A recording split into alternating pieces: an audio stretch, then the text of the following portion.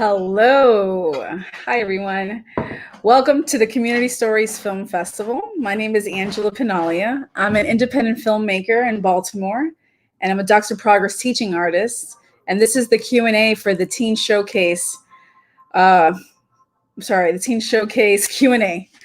This is going to feature films from this summer's Docs in Progress Teen Filmmaking Workshop.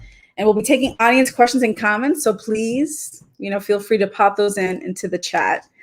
So earlier this year, I had agreed to teach some teen filmmaking workshops with Docs in Progress, but that was before COVID.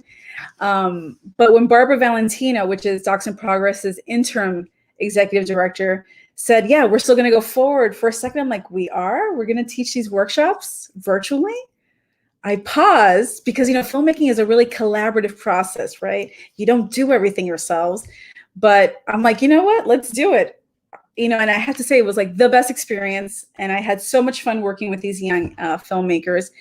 And, even though in some ways we were limited, because the theme we had, which was, I think, a really great thing to have, was my life under COVID. That grounded us, right? Like our stories were going to be connected to that. So yes, we were limited, but in many ways we were free from traditional filmmaking kind of, techniques. We could tell these stories however we could, by whatever means necessary. And so you've seen these 9 short films that are, range from really lighthearted to more serious topics. And that was all done virtually and socially distanced. So I'd like to now bring the filmmakers onto the screen, and I'll start just introducing everyone individually. We'll start with Emily Klein, whose film was Underwater, Swimming Through a Pandemic. Hi, Emily. And you could just unmute yourself as you come in. Then I'm going to bring up Sofia Mogoyan Pinto, My Quarantine Bubble. And hi, Sophia. Then I've got Amy Hollander, Piecing My Family Together. Hi, Amy. Then I've got Mac Watras Shoemaker, A Town in Green. Hi, Max. I've got Stephanie Moreno, Capturing the Moment. There's Stephanie. Hello. We've got Brooke Hollander, Food for All. And last but not least, Manisha Pandey, A Chef's Journey. And these are, you guys, hello. So good to see you all. And like I said, feel free to unmute yourselves so we can hear you. And just so for folks watching, we taught two different workshops. So some of you guys don't know the other ones, but I'm glad we're all together doing this. So I want to just start talking first about each film, and then we'll kind of open up the questions same questions to all of you guys. So Emily, I'd like to start with yours. And first of all, I need to know, are you swimming, and what's the swimming season look like? Yeah, we're still swimming. It's very cold out in the mornings, actually, because it's like 30 degrees now. And we're still swimming outside. So I guess we'll just go as long as we can until the pool temperature drops below a good temperature. So, yeah. Wow, I actually wouldn't have thought that you guys would be swimming outside. That's hardcore. So Emily, I think one of the unique things about your film is the footage, right? Like we've got swimming footage. Can you talk to us about like your thought process in choosing to incorporate that, and how you got that really cool looking footage? So I actually, a couple of birthdays ago, I got a GoPro because I've been into filmmaking for a while. And I have a bunch of friends who, our summer pool was open during the summer for COVID safe. And we just took the GoPro there and we had fun, and we captured a bunch of really cool underwater shots. And I chose to include them because they just kind of really capture what the feeling of swimming is like. And yeah. Well, I think, I love it. I love it. And if actually, Miriam, which is our technical director, can you bring up the image we have? Like this to me, and with the title, right? Like Swimming Through a Pandemic. It was great. I think it was worth it. Thanks, Miriam, for popping that up. Yeah, I loved it. And I'm going to jump over now to Sophia. Your film was like fun and lighthearted, which I really enjoyed. First of all, is your quarantine bubble still that small? Well, not really. I added more weirdos to it. That's Yeah. awesome. So, I'm pretty sure I remember this correctly. You didn't have a lot of experience with filmmaking, when we started doing this. And, filmmaking is not easy, right? Like, and I think everyone can vouch for me saying, do it again, edit it again. I remember saying that a lot to a lot of you. But through it all, you got this great film. What's the favorite part of your film? Like, what do you love about it? Personally, for mine, or Yeah, yours. Yeah. uh, my favorite part would have to be forcing people to come out just to talk to me and just like tell them, "Don't do this. I'm more important." Like I felt more empowered. Well, that's a really good point because that's what we have to do, right? When we're trying to get these stories told, we've got to ask people to do things for us, right? Sometimes it's a little bit uncomfortable. Luckily, you guys were mostly working with family or close friends, but like if you're dealing with a stranger, and I think like with Brooke's film, we have that a little bit where you're asking somebody else to help you. It is a different kind of hat to wear, if you will. Well, I think I love it, and I love I can't remember your best friend's name. Remind me your best friend's name. Amira. I love her. I love her. So we actually have another filmmaker on here, and I'm going to interject here to Oscar is here on Amy's feed. Wave, Ozzy. There we go. And if you could take yourselves off mute, and I'll jump into Locked In. Miriam, can you bring up the shot of Locked In? There we go. So, Oscar, it's so good to see you. I love, again, I want to keep saying this. I loved all your films. Yours, what I really loved about yours is that I learned how to kind of pick a lock. Like, I still haven't tried it. I was rewatching your film this morning. Like, I really got to do that for fun. I'm really curious. It's a great idea. Why did you decide to go in that direction? I wanted to do something that I wanted to do a hobby that either myself or anybody in my family was doing. And I had started doing it, and also my dad, so I thought that it would be a cool idea. Well, talking about, I don't know if you were listening to when I was saying this with Sophia, like do it again, do it again. I remember there was a lot of do it agains with yours, right? Like we got to get the right shot of picking this lock. What was the hardest part of like filming your film? So there was a scene where my dad had to lockpick a deck door, and it was a lock that he had never tried, and it was sort of upside down. So there were a couple tries, and there were shots that I didn't actually get a video of it. So it took like 4 or 5 tries until we actually got the shot.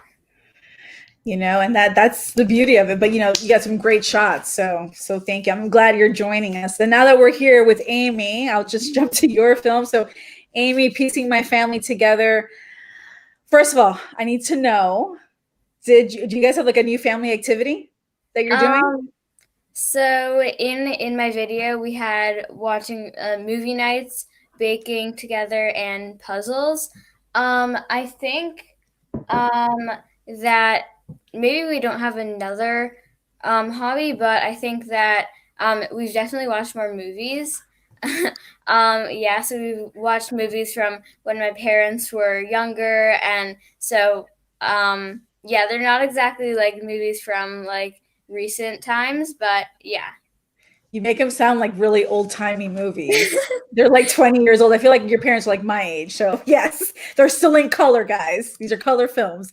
Well, Amy, you, I think, had actually the longest film of this entire group. You had this really big, big ideas, and then you kind of had to edit it down, right? Like, can you talk to me like, first of all, say like so people know what was your full idea, right? It was bigger, it was a bigger film, and then how that process, like how hard was it to edit it down to what we saw today?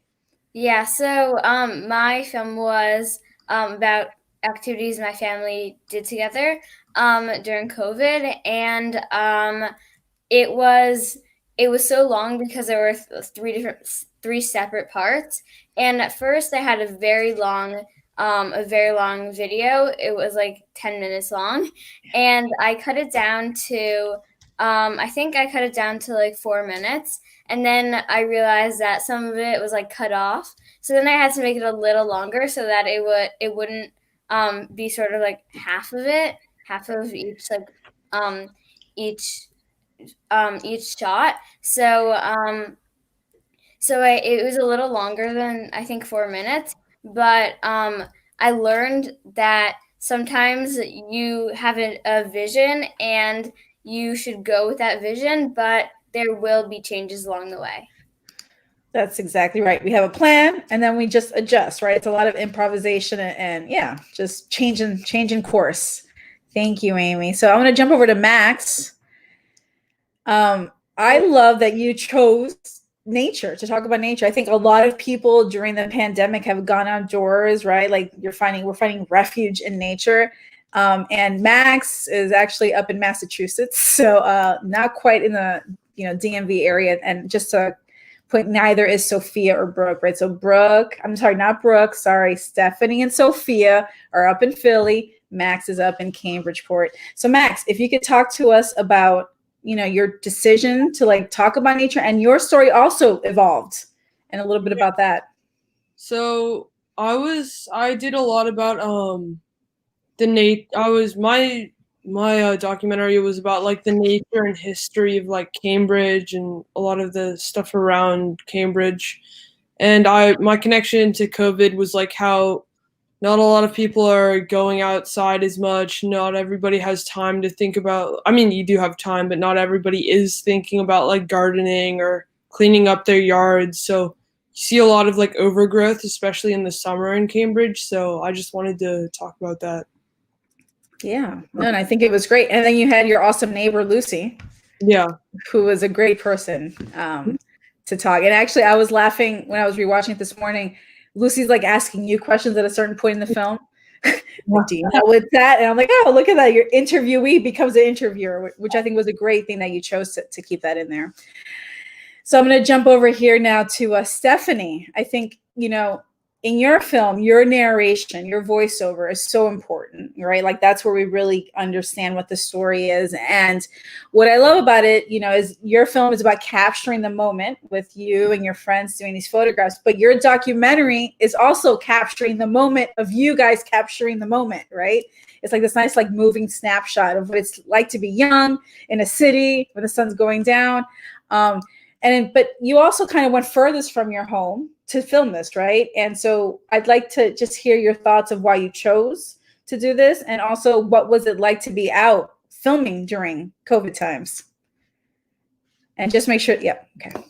Yeah, so it was my second choice. First choice was disregarded, and my second choice, I had to get friends on board, which was for the guy was more complicated because his mom is more strict. But it was fun going out with them and just like basically just being us, because we hadn't seen each other in a while. We were online by then, and we were just like, this is opportunity to see each other. Let's just use it. Like well, let's just like go to Center City and just basically goof around and have fun, and I'll record it. And yeah, that's it basically. Well, I think it's great. And like if you think with all your films, again, it's only been a few months, but it also feels like a long time has passed. And I think all your films really do just capture this moment in time. Some of your stories are more personal than others, but these are great snapshots. So Manisha, I'm going to jump to you. So Manisha's was a chef's journey. First of all, is your dad working or? He got a job in Virginia at Spice 6, but it's only temporary until he gets his real job. Gotcha. So the W still has him laid off. Gotcha. I'm sorry to hear that. I think, your story was very personal, which, really is an issue that a lot of people are dealing with, unemployment. So I think, first of all, I applaud you for doing that topic. It's not easy. But also you, I think, are maybe the youngest person in the workshops and also very new to filmmaking. And it was not, it's not easy. Talk to me about maybe what the toughest part for you was, but also what you loved the most at the end. I think the hardest part was getting my dad to like understand what the questions were, because like he's not like good at English. Mm-hmm. He's like, what are you trying to do with this? Like, I got you. Yeah. No, I think, you definitely got that good interview with him, and then, shooting the B-roll of him cooking in the kitchen, I really loved.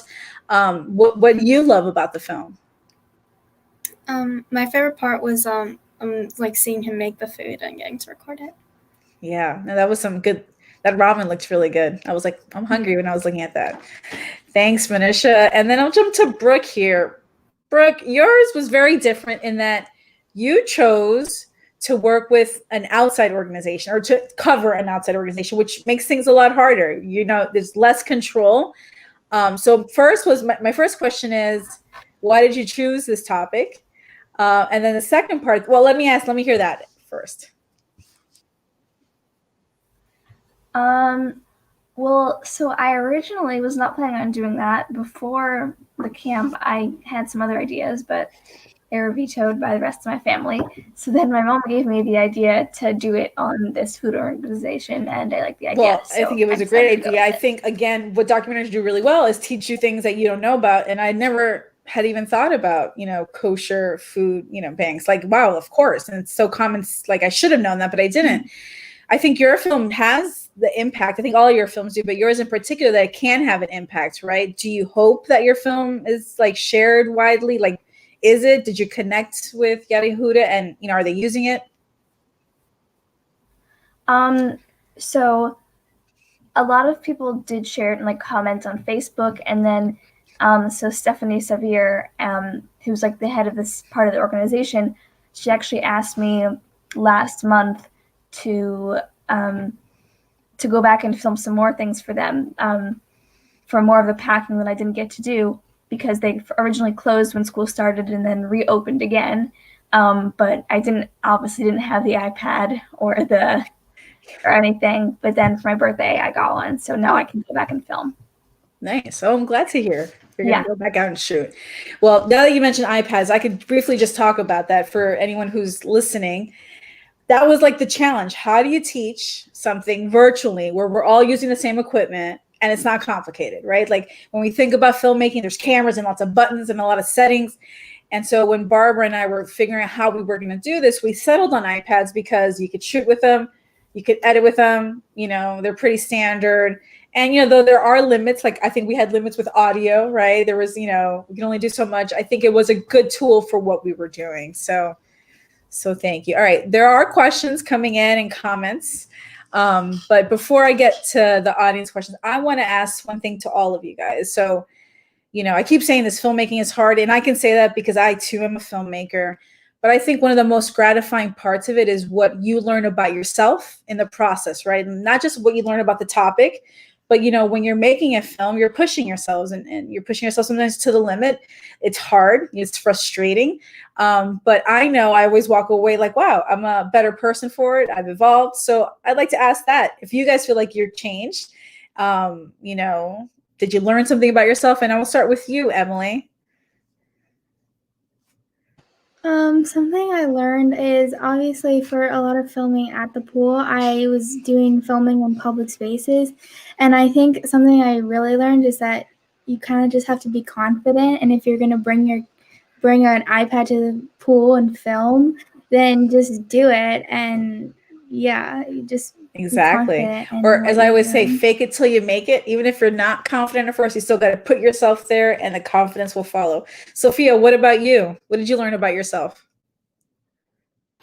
I learned that I could not, usually my friends will describe me as like passive, like always apologizing.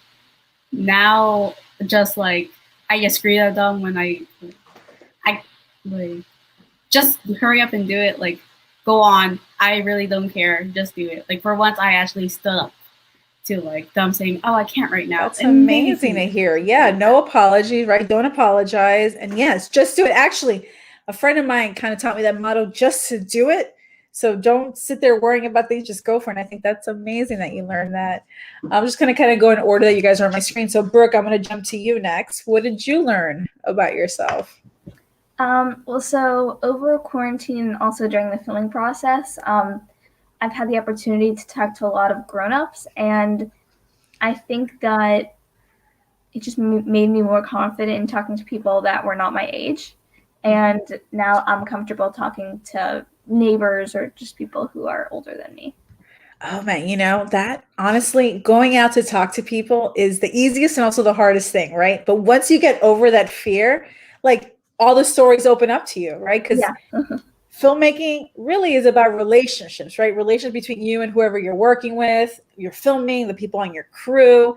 And so building relationships, like honestly, that's probably one of the secrets to life. If you're good at that, so many things become easy. So that's awesome, Brooke. Max, what about you? I think I learned that I learned a lot about my neighborhood and the people in my neighborhood because one of the people that the person that I interviewed talked a lot about all the different people around the neighborhood and how they like know each other. And I feel like I grew a lot within my community and like learning. Yeah, that's awesome. So are you talking to more people in your neighborhood? Yeah, and just knowing more people and that's so cool. And you would think that at this time, like with COVID, it's in some ways harder to get to meet people, but it's so great to hear that you are connecting more. Yeah. That's awesome. Amy, what did you learn about yourself? So first I want to say, there's some people that think that the way to learn something is to teach it. So just teaching everyone and telling them about my family really helped me get to know them better, I guess, even though I've been with my family for my whole life. Also, I think so, like when the main part of my film was when I took a time lapse of my family building a puzzle, I guess. So it was really I could see that my family really wanted to help me with this. It only took I think 45 minutes to make a 500-piece puzzle, but they helped me and they took time out of their day to do this. And so I learned about them, I learned about myself. I've never filmed anything before, so this is my first time. And so I learned about really everything around me. And that's amazing. I think, going to the point of whenever you're making a film, right, you do learn more about the topic, right? And but more than anything, you learn that you can't do things alone. So that's to acknowledge your family and how they helped you. Like once you know that's how the relationships work. Again, going back to this idea of relationship, that's great. Manisha, what about you? You pushed yourself a little bit. What did you walk away with? I learned that you have to keep retrying to do stuff. Like it might not work the first time, so you just have to keep redoing it until you get it right. That's exactly right. Have you made another film since our program? No, not yet. You gotta reach. We'll gotta keep trying to on that too. That's great, Misha. And last but not least, Stephanie. Where are you now? What did you learn? I definitely learned to have a little bit more patience. I'm not a patient person, and to get the right shot, to wait sometimes, or to have patience with the audio, because that was a main problem for me. Patience with having a person stand still, and patience with we weren't the only ones out in the city filming. There were other people there with their own cameras, and there was some people out there, a group of people recording a music video, and so we had to wait for them because they were there first. And so basically there's a lot of waiting. There is a lot of waiting in filmmaking, right? Especially documentary filmmaking, especially with something like you were doing, which is capturing the moment, right? And there's that sense of patience. So developing that skill will go a long way. So I'd like to now go to the comments. So we've gotten some really just great comments. Like Becca Sherman says, "Congrats everyone, such great films." La Hernandez says, "Great job on all films." But we do have a question for Emily. This is from Becca. "Virtual swim practice must have been so different. What was the most challenging part for you?" I would say it's kind of just accepting that there's no replacement to swimming. So you can do all of these different workouts on over Zoom and stuff. But when you get back in the pool, at some point, you're going to be in a way different place than when you left it. And that, I think, is the most hard part of having to go virtual, and also just accepting that we're just going to change and get out of practice at some point. Yeah. Yeah, man, that's got to be so tough. The question here comment from Miriam. "Sophia, I love your voiceover. Did it take a lot of drafts?" Thank you. I wouldn't like my voiceover. I feel like I'm sounding a little squeaky sometimes. Um, it did. Usually me messing up like one part, just like saying a wrong word, saying too so fast the words too. It took a lot. Yeah, it took a lot. Yeah. But you got it. You got it eventually. It did take a couple drafts, I remember. Here I got a question from Anna for Manisha. Do you cook with your dad often? And if so, what's your favorite dish to cook with him? Sometimes I do cook with him. My favorite thing to cook with him is probably like spring rolls, I think. Spring rolls. Veggie spring rolls? Yeah. Sorry, I'm hungry, guys. Yes, thank you. Hey Ozzy, I see that you're back. One of the questions we had asked everybody was what they learned about themselves in making their films. Curious what your answer is to that. I probably learned that a new hobby, a new thing that you can try, you can always turn it into something really cool. So lock picking, I turned it into a documentary. So that's great. Did you guys share your documentary with like your family? I'm just curious. Yours in particular, Ozzy. Yeah. I also shared it with my friends. Did they all think it was cool? Like lock picking is really cool. Yeah. So here's a question for the Hollander family. So we have like 3 siblings from the family. Got Brooke, Oscar, and Amy. And Anna is asking this to Amy and Oscar, but I'm gonna throw Brooke in this too. What was your favorite movie that you watched with your parents and why? One of these old-timey movies from like the 90s. I have my favorite movie. Okay, you can go ahead. We've watched so many movies. Yeah. You can say as My favorite movie is Ferris Bueller's Day Off. All right. It's about a kid, like a teenager, who decides to take a day off of school and fake being sick and wants to go in the city and do lots of different types of things. So yeah, I liked it. It was really funny, and yeah. It's a good movie. For me, I'd say so. I guess if I think about it, I sort of like this more serious movies, even though sometimes I like comedies. I really like the movie Empire of the Sun. Wow. Yeah, it was about when there was a boy who was British, but he lived in China, and Japan took over. It was during the war, so I don't know. I like that. I also my family just watched The Shawshank Redemption, and I just read the book, so I also really like that. That's pretty awesome. Brooke, are you in one of these your favorites, or you have a whole nother favorite? No, I have a different favorite. So my favorite movies in general are like comedy or action and comedy. So we watched, it's a newer movie.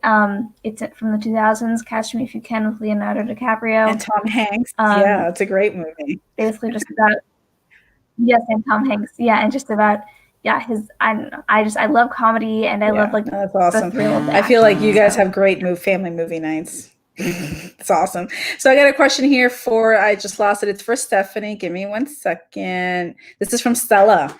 She's like, I know you're a photographer. How did you like working with video? Was it different? Yes, it was. Because definitely I like taking just the pictures just because of you can make so many inferences and guesses on what the picture can be telling you, whereas a video it's longer and you have to. It was definitely different. But I actually enjoyed it. But definitely it was a challenge.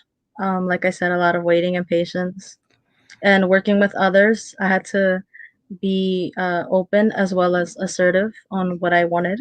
So yeah. Whereas in photography, I can just say what I want, and this is how it's gonna go. In videography, there's not much of a difference, but yeah. Yeah, for sure. It's different and it's not. So there's a question here for Brooke from Miriam. Says, it's great you're still working with Yad Yehuda. It's misspelled there a little bit, but have you considered pursuing a career in film? No, the simple answer is no.